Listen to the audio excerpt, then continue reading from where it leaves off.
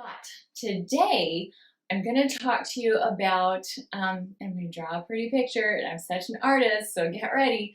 I'm going to talk to you about our house and specifically carpet and mud. But let's get started. So pretend you have a house, and it's a great house, and it is, by the way, the only house you will ever be able to have. So you want it to be great. And so just wait, this is gonna be a beautiful house. Okay, so here's our main house, and we need a chimney, a good solid roof to keep the rain out, and a pretty chimney to keep us warm. Maybe we'll make some, no, it's a gingerbread house. Okay, maybe we'll just forget those decorations, whatever. Okay, but we want windows, right? We need the light to come in. So we're gonna put in nice big windows so we can look out and see what's around us. And in my imaginary house, I've got big, huge double doors so you don't scrape anything when you bring furniture in. So this is my beautiful house. Now, when you have a new house, maybe you have hardwood floors. A lot of people have hard floors now, but pretend you have carpet, okay? And I have, in my apartment, we have carpet, and Nick is in charge of vacuuming since my baby. So 20 years ago, I was told that I'm not supposed to vacuum. He needs to vacuum because of pregnancy things. And it's just kind of been his job ever since. So I don't really pay attention to the carpet as much as he does. It's interesting because I won't notice things until he vacuums, and then I'll be like, oh wow, that really does make a difference. So we've got this beautiful carpet inside our house, and we want it to be nice, but sometimes there are other people like me, and you just don't pay attention to the little bit of wear and tear and the dirt coming in. But now here's a problem.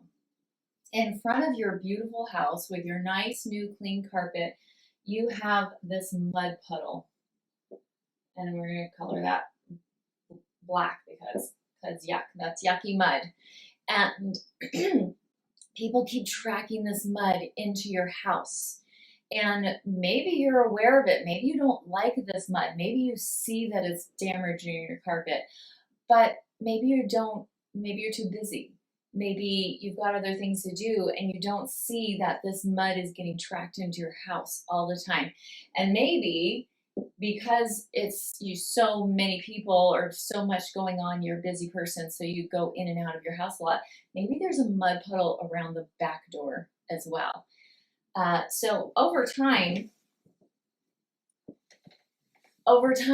your carpet's gonna get pretty dirty. And at some point, you're going to look around and get the awareness that this carpet is filthy. We need to do something. And maybe vacuuming doesn't cut it anymore. So then what do?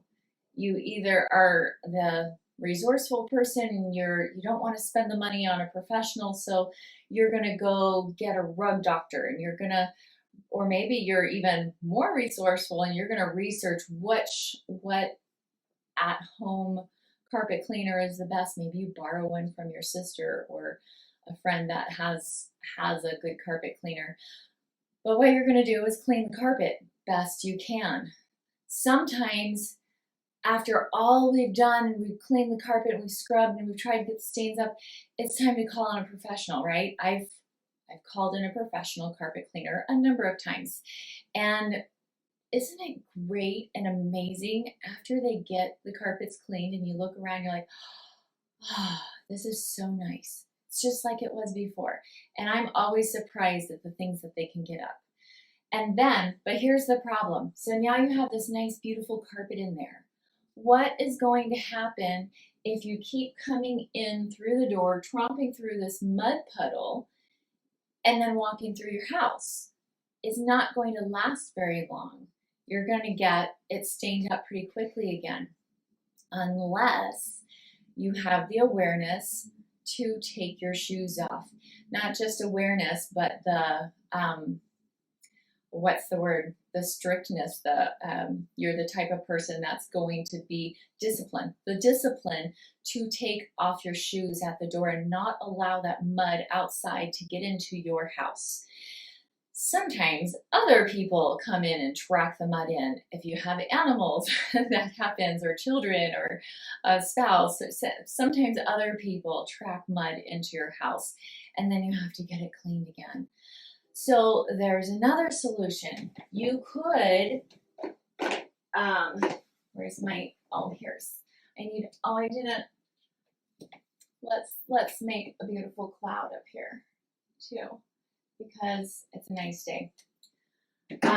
So what if, instead of just taking off your shoes at the door, what if you took the time and resources to fill in that mud puddle and put grass in there instead? So now you've got grass to walk on, and maybe you put a nice welcome mat so people can wipe their feet on the welcome mat when you come in. That's going to help to keep the carpet clean, right? And a lot of us do that. So why am I drawing you a picture of a house and talking about carpet, and who needs to know about carpet cleaning? Okay, this is where the analogy comes in. We all have this home, our bodies, our mind. This is the home, the only home we have to live on in our time on earth. And how often do we not even realize the dirt and the mud and the muck that we bring into our body? Sometimes it's intentional. We just, you know what, I'm just not gonna worry about it. It's just gonna take whatever is coming in. Now this can be physical, and it can also be mental. We eat things that we shouldn't, or we breathe toxic air. We live in Utah, and in the winter we have this inversion. It's awful. It looks like Gary, Indiana. Actually, I shouldn't say that. I don't know if Gary, Indiana still looks as smoggy as it once did. I know that used to be really, Gary, Indiana was a huge smog pit, but that's how it gets in the winter, and you can't help but breathe. We have to breathe when we go outside, so we're getting that yuck inside our bodies. But there are also other forms of mud.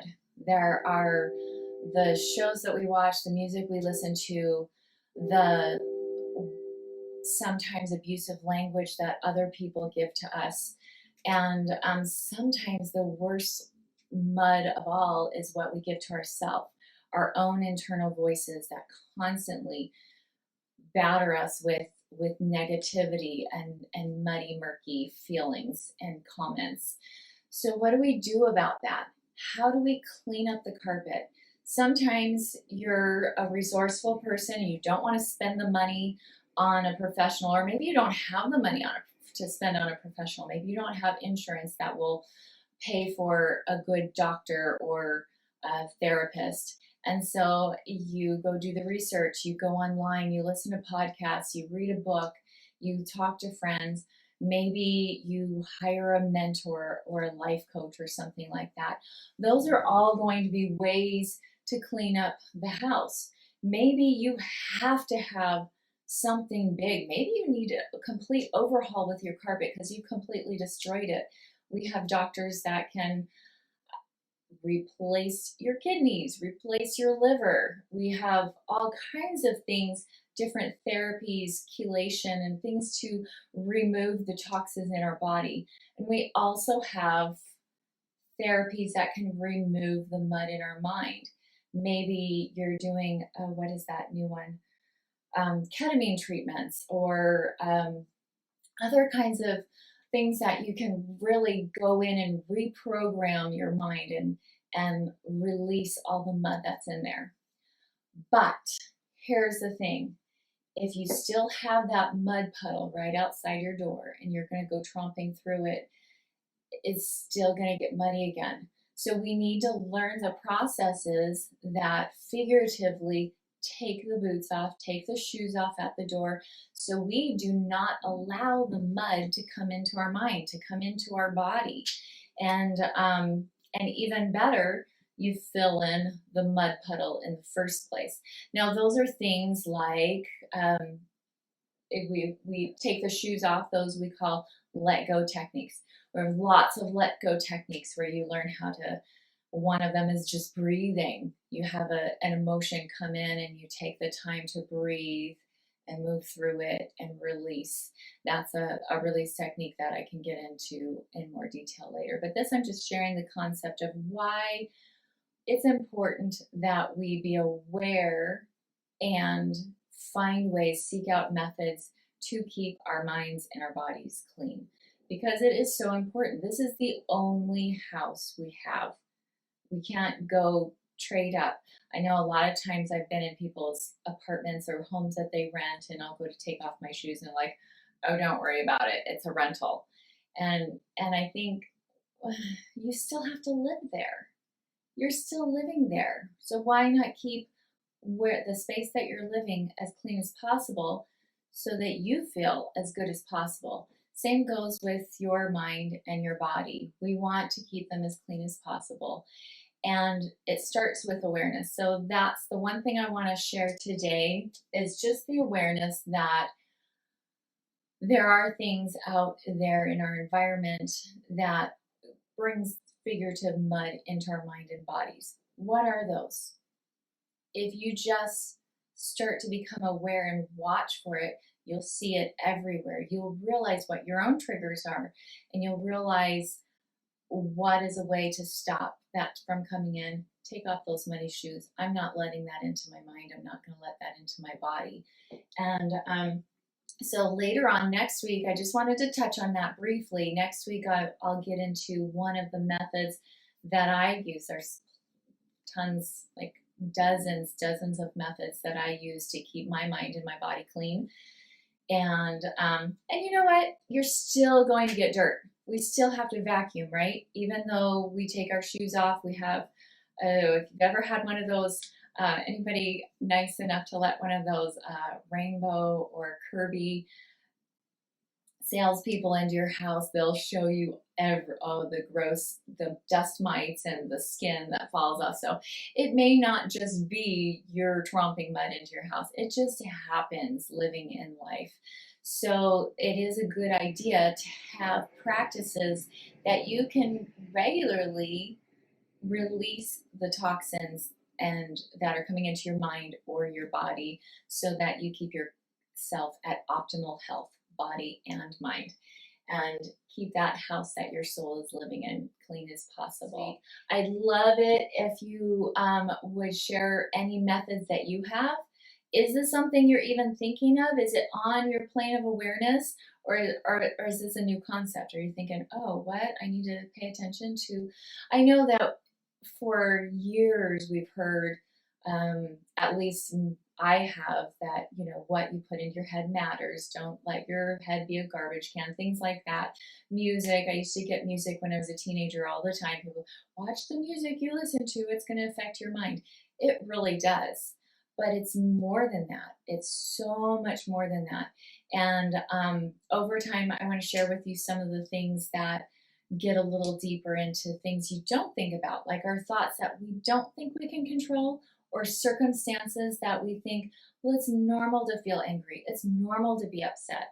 It's normal to be irritated in traffic. I want to challenge those thoughts and say that we choose. I'm in charge.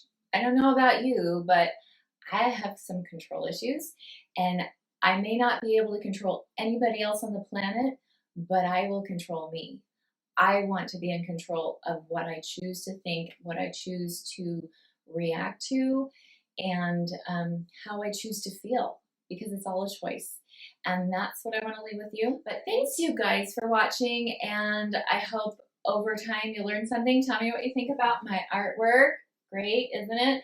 So I'll share some more artwork with you later. Maybe get some stick figures in there and everything. Have a wonderful day, you guys. I hope it's beautiful. Choose to smile. Bye.